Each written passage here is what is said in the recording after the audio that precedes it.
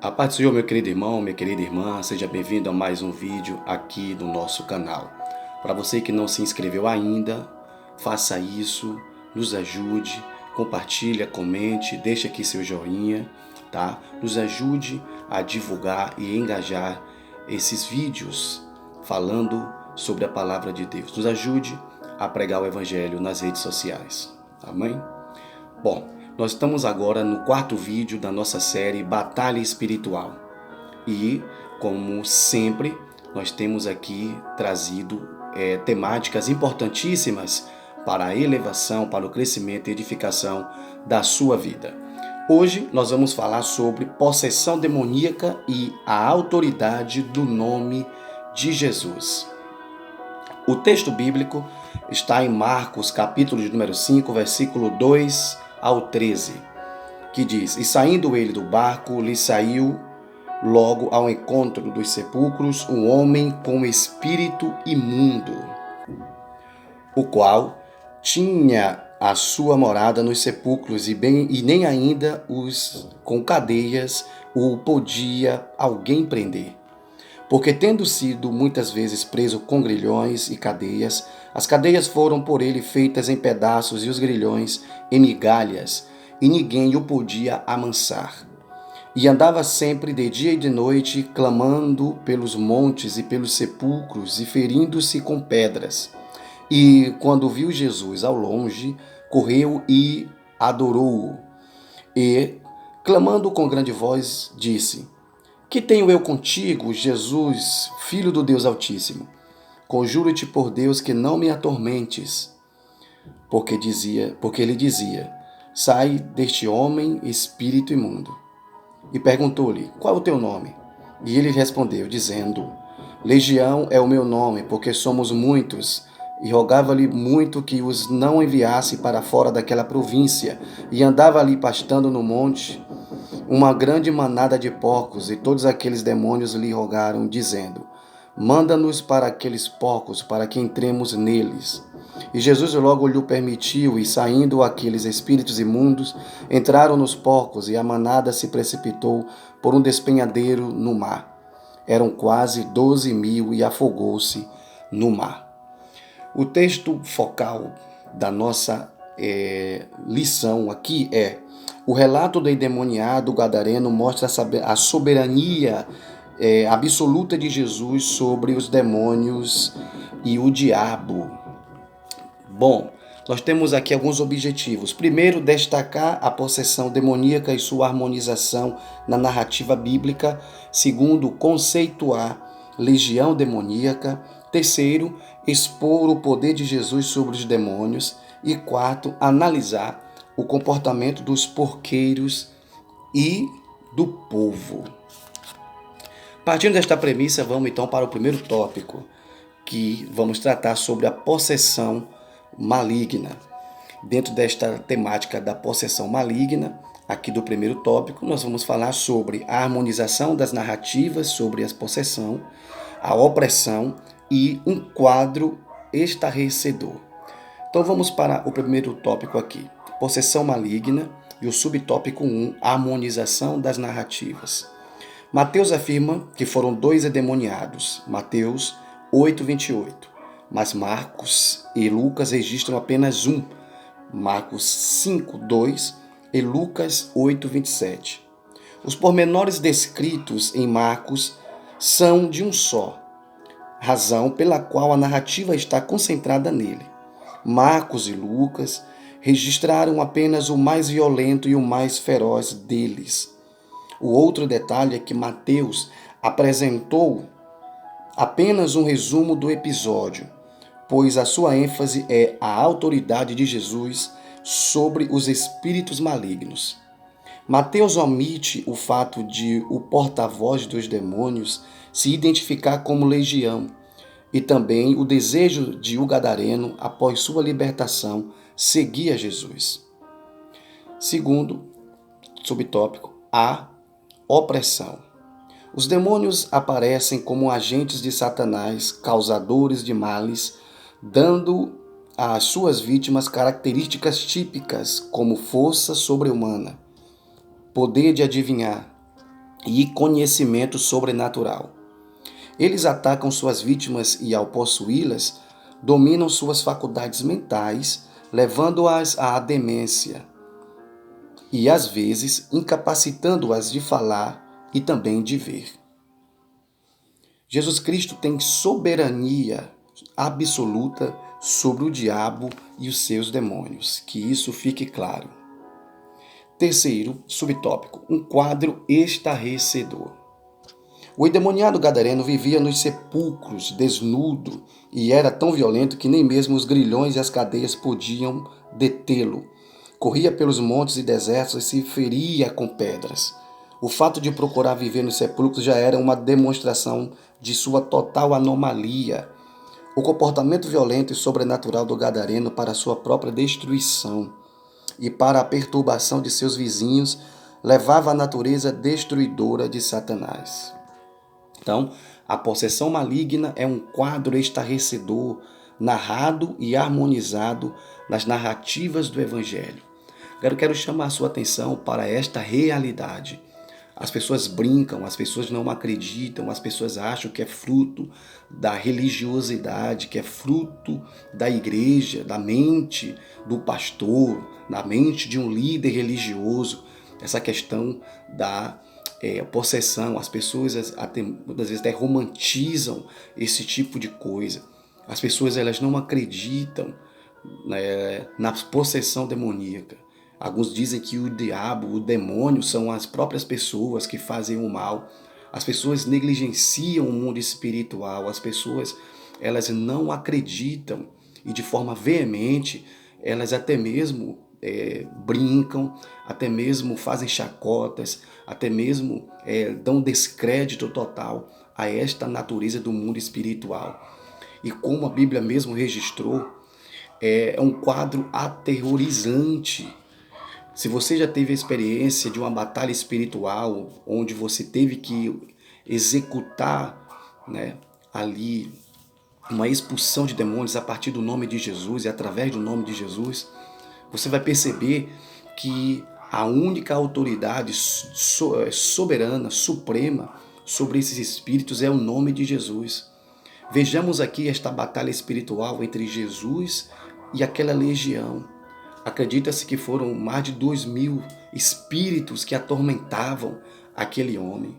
Agora imagine o estado que este homem, este jovem, podemos assim dizer, estava, ao ponto de as pessoas prenderem ele com cadeias, com grilhões, e não conseguirem prender, porque a sua força descomunal, que os espíritos malignos, os demônios lhe davam, ele quebrava as correntes, ele quebrava, saltava, né, os muros, ele se arranhava, ele se machucava com as pedras. Alguns acreditam que ele até mesmo comiam ali restos mortais, os cadáveres ali. Mas quando Jesus chega naquele momento, quando Jesus aparece naquele cenário, quando Jesus aparece naquele território de Gadara, os demônios reconhecem a Cristo, a soberania de Jesus, falando, olha, não nos atormente, né? Jesus, e falando ali sobre a sua origem, Filho de Deus, né? Jesus, Filho de Deus. Eles reconhecem a divindade de Jesus. Eles reconhecem e sabem quem é Jesus. Agora, preste atenção. O mundo espiritual é uma realidade. Vamos para o segundo tópico aqui. A legião demoníaca. Vamos falar dentro deste tópico sobre uma legião. Segundo, expulsar e não dialogar. E terceiro, a presença de Jesus. Segundo tópico, a legião demoníaca. Uma legião. Jesus perguntou como o espírito imundo se chamava, ao que ele respondeu, legião é o meu nome, porque somos muitos. Uma legião romana era constituída por 6.000 soldados. Ainda que o número de demônios não seja exato, ou que legião seja uma identidade, eles eram muitos. Eles são numerosos e poderosos, organizados e batalham sob uma mesma bandeira, a de Satanás. Expulsar e não dialogar. Alguns procuram estabelecer diálogo com os demônios porque Jesus perguntou ao espírito imundo qual era o seu nome. Isso é visto com frequência dos movimentos neopentecostais pela mídia televisiva. Expulsai os demônios, Mateus 10:8. Esta é a ordem que recebemos do Senhor e não de manter diálogo com eles. O diabo é o pai da mentira. Ninguém deve acreditar nem ficar impressionado com as declarações dos demônios, porque eles são mentirosos. Isso ocorreu porque o demônio era obrigado a confessar publicamente que era o responsável pela miséria do gadareno. Até porque as pessoas achavam que ele era um lunático, achavam que tinha problemas mentais.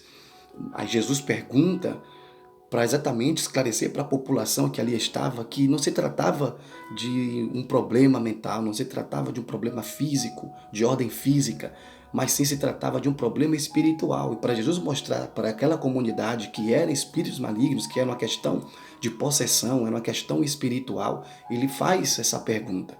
Mas a Bíblia, o próprio Cristo em Mateus 10:8, não nos autoriza para ficarmos entrevistando a mídia televisiva dos neopentecostais. A gente pode ver isso em alguns canais de televisão que são ali televisamente mostrado através de uma igreja, onde certa igreja ou certas igrejas fazem esse tipo de coisa para tentar chamar a atenção, para tentar chamar o público, para tentar chamar a mídia, para tentar chamar a atenção, para que as pessoas ficam com medo, ou para que as pessoas possam entender, não, ali tem um homem de Deus, ali tem um grande homem de Deus, olha a autoridade que esse pastor tem, olha a autoridade que esse pastor possui, e ali tentar galgar mais seguidores para a sua igreja, e assim trazer mais dinheiro também para a sua denominação, usando desses mecanismos.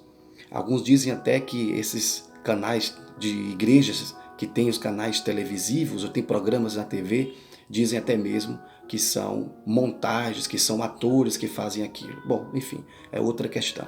Mas Cristo não nos autoriza a ficarmos entrevistando, interrogando, expulsar e pronto. A presença de Jesus. O poder e a presença de Jesus incomodam o reino das trevas. O espírito imundo perguntou, vieste aqui atormentar-nos antes do tempo? Mateus 8:29. Isso mostra que a presença de Jesus é um tormento para o reino das trevas e também que esse encontro serviu como prenúncio da condenação final do diabo e seus anjos. Mateus 25:41. Então, a presença de Jesus expulsa qualquer legião demoníaca. Vamos lá. Terceiro, o poder de Jesus.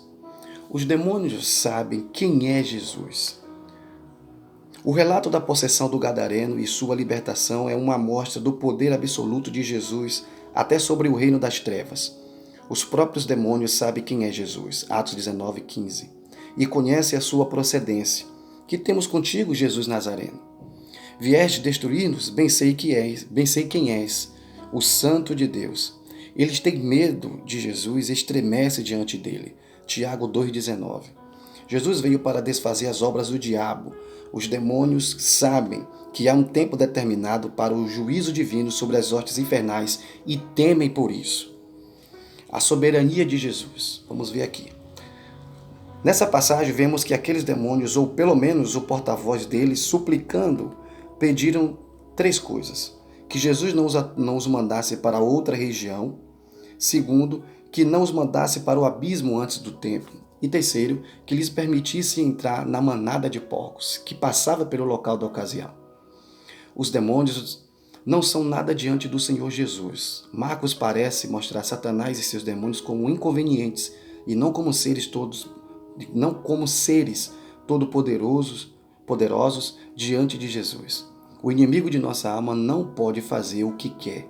Jó capítulo 1, versículo 12, e capítulo 2, versículo 4 ao 5. Marcos 1, capítulo 1, versículo 23 ao 26, e depois o versículo 34 e capítulo 3, versículo 11. Os demônios fizeram esses pedidos porque não podiam resistir ao poder de Jesus. Subtópico 3 aqui, a libertação do oprimido. A extraordinária libertação do gadareno logo chamou a atenção do povo. Muita gente se reuniu para ver o que havia acontecido, pois a cura repentina do endemoniado era algo espantoso. Encontraram o homem em perfeito juízo, vestido e junto com Jesus.